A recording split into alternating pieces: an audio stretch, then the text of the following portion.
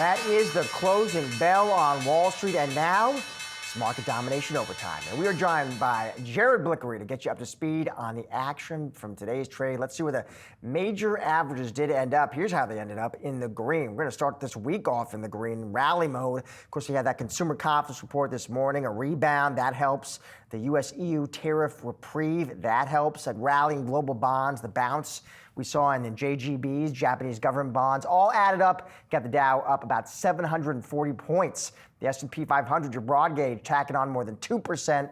And the NASDAQ adds 2.5% in today's trade. Now to Jared for a closer look at today's sector action. Thank you, Josh. Let's check out the Wi-Fi Interactive here. We are closing at the highs of the day. This is the Dow right here. Good for 740 points, not quite 2% here, but the NASDAQ exceeding that 2.5% up on the day. And there's another market up at the close at the highs of the day. Finally, here's the S&P 500, a little bit less than that, 2.05%, and very similar looking chart. By the way, these are the best days in the market since May 12th, so that's over 2 weeks. And we can also see some of the risk-on action in the VIX, which is going the opposite way.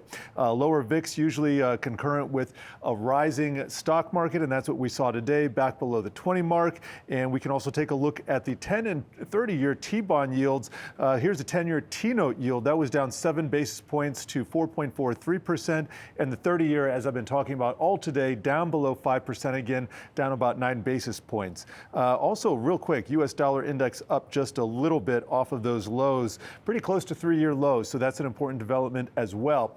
Here is the sector action, everything in the green, led by consumer discretionary, led by tech. Those were the only two outperformers, but don't count out industrials, financials, materials. Those are on the top rows as well, up over 1 3/4%. And you can really see the strength of the market, especially in the tech sphere, on this NASDAQ 100 heat map, where we have Tesla up 7%, Broadcom up 3%, Pinduoduo, bad earnings report there, but that's not it. Pinduoduo, soft sales, 13.64% down on the day. Looking at China real quick, that was another kind of sore spot, but you're not going to see a lot of red like this on most of the other boards. We can look at the Dow, we can look at the Dow transports, those were just the industrials. Everything in the green here, United Airlines, Delta Airlines up almost 5%, 3% respectively. And then we can take a look at our leaders as well. So a couple things didn't work today. Already pointed out China, cannabis, and emerging markets, not so good. But ARK Innovation Fund, we'll take a peek at that in a second. Also the Mag 7, also the chip trade, and small caps. So pretty broad base of US-based assets looking good today. And I'll just close on this. This is the ARK Innovation Fund. You count out Tesla. Most of these are smaller names. Shopify up 5%, Hood up 4.5%. So all around the tech sphere looking pretty bullish today. Josh. All right, thank you, Jared. Well, nuclear stocks extending gains on Monday. That's after President Trump signed executive orders last week to boost that sector. Let's bring in here Yahoo Finance's Inez Ferre for more on the moves we are seeing. Inez. Yeah, Josh, and nuclear power play, that has been extending its trade today. So some of these nuclear stocks that have seen a big surge, they saw a big surge on Friday after President Trump signed executive orders that will quadruple nuclear output in the U.S. By 2050. Now, that's very bullish when it comes to these stocks, and some of these are inside the utility play. I'm just going to do a year-to-date chart so you can see some of these stocks that are utility has done well year-to-date, but we have stocks like Oklo, Constellation, Vistra, all of these stocks that have done very well when it comes to the year-to-date gains for these stocks. They had seen a dip, of course, in early April, but then you saw them really rally. And on Friday and also today, you saw them rally because a lot of what was signed last week was about doing away with regulation when it comes to nuclear reactors, and also a big focus on small nuclear reactors that can be manufactured, then installed on sites. And big tech has been heavily investing in this area because they are trying to power their big, massive data centers. They're their AI. I just want to also show you what's been happening in the energy space in general when it comes to some of these energy plays, traditional energy plays. When we're talking about gas and oil, you can see a little bit of a mixed picture here, and that's just mainly because of where we have been seeing oil prices year to date and natural gas year to date, as we have been seeing crude oil is right now around $61 per barrel year to date, down 16%. Brent crude down 15% year to date. Josh? Thank you, Inez. Thank you. Well, stocks closed with the day higher. Investors patiently waiting now. Nvidia's first quarter earnings report tomorrow. Let's bring in here Dave Mazza, Chief Executive Officer of Round Hill Investments. Dave, it is good to see you. So let's start there, Dave. Nvidia's report on deck could very well be the big important data point this week. Dave, what do you expect to hear from Nvidia? How important is this report for the broader market? Well, let's start with the second part of your question first. We know Nvidia, due to its size and scale and the broader markets and major indices and ETFs, what have you, is incredibly important. But it's incredibly important not just because its impact, its revenue and earnings has on broader indices, but actually it's sort of tip of the spear for this whole AI revolution. We know that they have been at the forefront of this essentially since ChatGPT first came into the vernacular of everyone around the globe.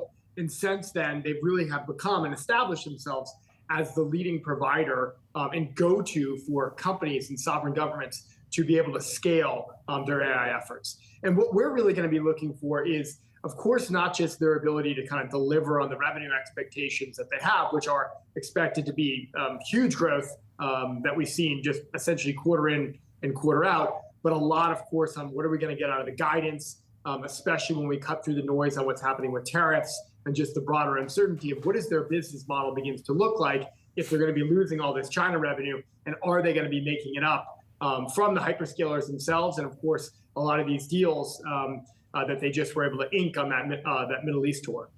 Yeah, we were talking about this earlier with Yahoo's Dan, and on the China, what would you consider to be a good outcome tomorrow?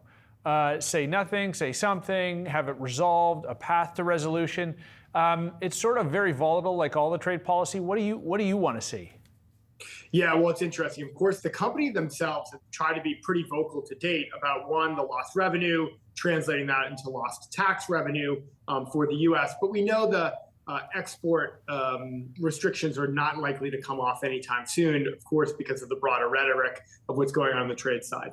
What we're really hoping to see is, one, is that what the company has outlined as that revenue hit is contained, that they're probably finding mechanisms to begin to sell other chips to China and to Chinese entities. And it seems as though they're making plans to do that. So I think a lot of the bad news with China should be kind of baked into the stock's valuation to date. If we do get something sort of unexpected there, of course, I think the stock could take a pretty meaningful hit from that.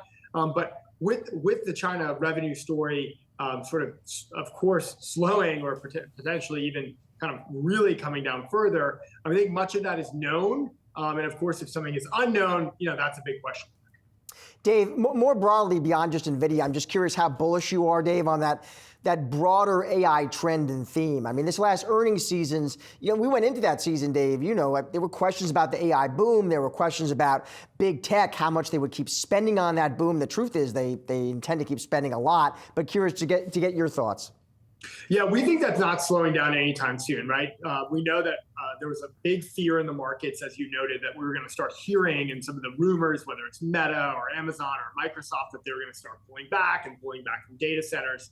But this push is real. AI is a theme that's not playing out 20 years in the future like others. It's kind of happening in the here and now. And there is an arms race to not just acquire as many Nvidia and other AI-related chips as they can, but begin to scale that. And companies are at the forefront of that. I think the big concern that investors should have heading into the Nvidia print and really sort of for the theme in general is, are we at a stage where valuations are getting well ahead of where that growth potential is? I think actually the market pullback and perhaps the DeepSeek rumors and issues to cause kind of the market pullback before we even got to the Liberation Day sell-off is actually a real positive, because now if we look at Nvidia, it's trading not necessarily cheap by traditional measures of valuation, but in a way where that multiple can be more justified by its fundamentals with high operating margins and obviously that incredible revenue growth that we've seen quarter over quarter. So I think the trade is still very much intact, but we're at a stage where now, like every quarter we're going to see for Nvidia and the other major AI players, is show me the money, show me the revenue, right? Are we actually seeing this spending translate into sales growth? And in the case of Nvidia, we think we're going to continue to see that. At some point, we may see valuations begin to sort of run too far ahead of that. But the pullback, as I mentioned a moment ago, actually has been healthy for the stock, and we've seen it recover, pretty sharply off those April 7th lows. Dave, Al again, what are you looking for the Blackwell update in terms of either supply chain constraints or performance? What should we be thinking about for Blackwell? Yeah, well, Blackwell's kind of become the end-all be-all now for the Nvidia story going forward. We know, the rumors are it's sold out through year-end. There were some issues, of course, a few quarters ago with what is the actual supply going to be like to meet some of the demand. I think we're starting to see that. So I would expect to see that we're going to have a moderation in the sort of supply and demand sort of dynamics there, meaning we're going to start being able to see more supply come to market to help with that. But at the same time, I think we're going to hear, and they've become very, very good at this really in their earnings season, is not just to talk what's happening on the shipment side, but begin to kind of tease out what's coming next. And I generally am kind of positive for the stock and the story there, because I do think, again, to circle back to the China kind of conversation, I think they're going to find a way to make up for that lost revenue pretty soon. It's going to be a transition period, but they're kind of finding it with just, again, not just the hyperscalers themselves, but what we're seeing with whether it's in Taiwan or UAE, what have you. All right, all eyes on that Nvidia earnings report tomorrow after the bell. Dave, always good to see you. Thank you. Thank you. And coming up, it's What to Watch for Wednesday. We're going to get you set with everything you need to know to kickstart your trading day. Stay tuned. Much more Market Domination Overtime. That's coming up. Our number of the day is 7.4%. That's how much option traders are expecting Nvidia stock to move the day after earnings. Now that's lower than the average 12% jump that we've seen in the past 10 earnings report, yet it's still significantly higher than the typical daily swing of 4.5%. So why the big difference? Investors use these numbers to gauge uncertainty. Higher expected moves, they indicate more uncertainty around the earnings.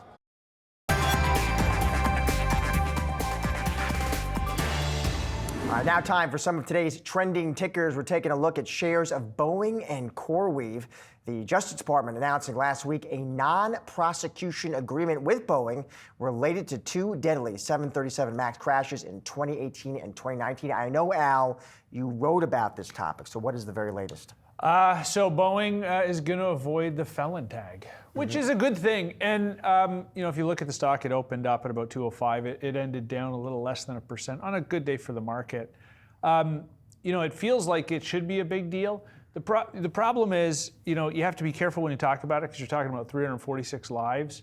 So it's a big deal for the families and things like that. But for the stock, sort of investors have been working through this for literally 6 years. You wrote about Al, how, again, we're bringing it back to investors because that's what we do here. It doesn't materially impact Boeing's financials. It doesn't impact the balance sheet, correct? Right. So for investors, it's increased fines, some more money for the families, which is a good thing. Not material to the size of the entity. And then, for investors, it's like another thing that the company got through, right? So Boeing hasn't produced a full year profit since 2018. They're not expected to produce a profit this year. Profits come again next year, hopefully. New CEO been there since August 24. So it's just another thing. Okay, get through the DOJ issue. Get through the quality issues with the FAA. Ramp plane production. So it's just another thing that they're doing that you can say, okay, maybe the worst is over.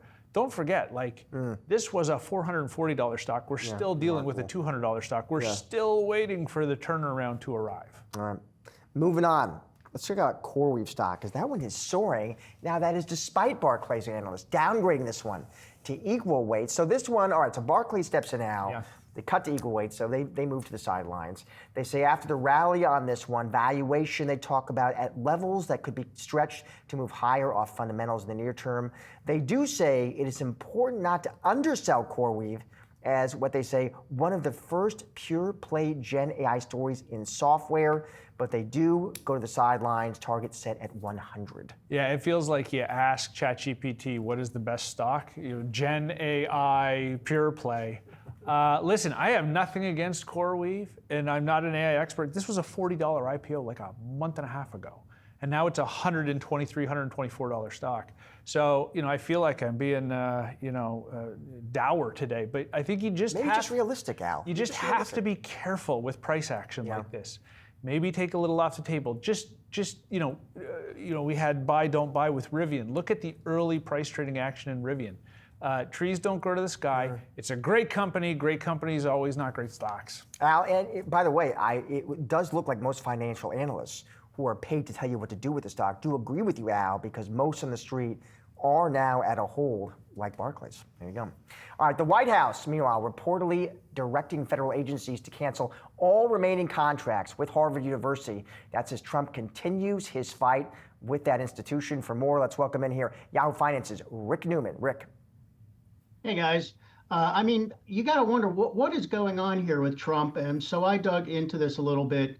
If you go back to the 2024 election, Trump won pretty strongly. He won working class voters. And by a mile, he won white working class voters. So I think part of what's going on here with this, what you might call a war on the university set, is Trump is playing to his base. This probably works for him politically. But Trump said something that hasn't gotten much attention that it got my attention, which is, what if we transferred some of those $3 billion or however much it is federal grants to Harvard? What if we transferred those to trade schools instead? And I thought, if this were not something that Trump was tweeting out and probably only thought about for 5 minutes, this might actually be a good idea. You don't have to punish Harvard in order to invest more in working class Americans. But guess what? We actually have a significant shortage of exactly those type of workers. That's carpenters, welders, electricians. There is a shortage of hundreds of thousands of those types of workers. And those are exactly the workers Trump is trying to help with the trade war. When Trump says he wants to bring assembly lines back to America, that's who he's trying to help. Why not get more people into trade schools? And by the way, you don't have to punish Harvard or anybody. Just make this a serious policy idea. Now, I don't think Trump is going to do that, but I detected a kernel of a good idea in this rampage against the university set.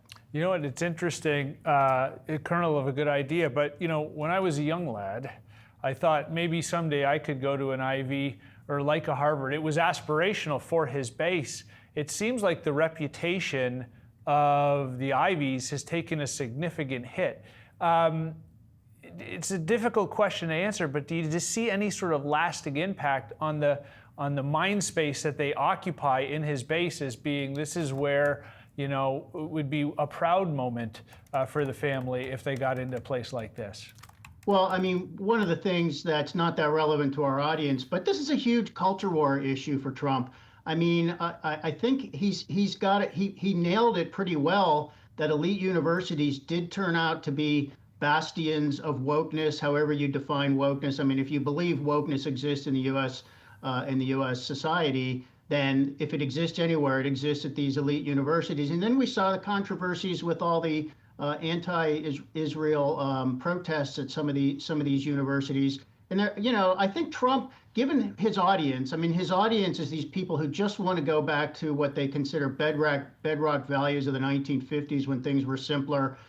People didn't have so many opinions on so many complicated things. This is just an easy target for Trump and his base. Whether it's going to, I think with so many Trump policies, there's this huge question of how much is this actually going to change things in the end? I think I'm sure there's still plenty of demand for an Ivy League education. If Trump manages to keep foreign students away, that would certainly hit their bottom line hard, I think. I think something like 25% of Harvard students are foreign. But as with so many things under Trump, that's being litigated, and a lot of Trump stuff gets overturned. So maybe this will lead to some necessary reforms at some of these schools, but everybody's going to come out okay. Thank you, Rick. Appreciate it. Bye, guys.